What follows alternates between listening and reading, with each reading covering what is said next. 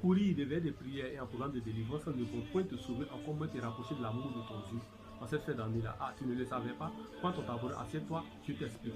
Nous sommes en fin d'année et quoi de plus normal de voir cette effervescence-là autour de nous. Les églises et les lieux de culte sont investis par les chrétiens pour louer l'Éternel et chercher à se rapprocher de lui.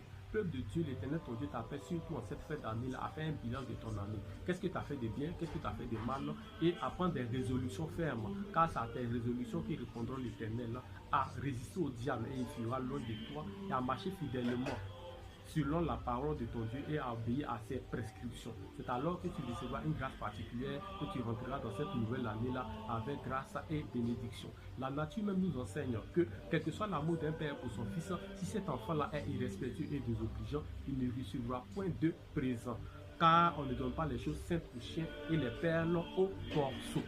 C'est à hauteur du sacrifice que nous sommes récompensés. Mais l'Éternel, ton Dieu, ne t'appelle pas au sacrifice de tes biens financiers et matériels, mais plutôt au sacrifice de ta foi, de ton âme. Implique-toi davantage à servir l'Éternel, ton Dieu, de tout ton cœur, de toute ton âme et de toute ta force. C'est alors que tu seras béni.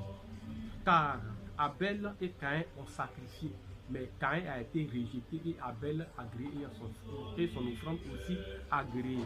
Frère, les prières du juste sont d'une grande efficacité, mais les prières du méchant sont d'une mauvaise odeur au devant de l'Éternel notre Dieu. Appliquons-nous donc à obéir à la voix de l'Éternel, à aimer notre prochain et à pratiquer l'amour autour de nous. C'est alors que nous recevrons grâce et bénédiction et la lumière de l'Éternel nous illuminera pour que cette année nouvelle soit belle, rayonnante et que nous triomphions à tous égards. Que la paix de l'Éternel soit notre partage en ce jour et que son nom soit glorifié, car c'est à lui qu'appartient toute gloire, le nom puissant de notre Sauveur et Rédempteur Jésus-Christ. Amen.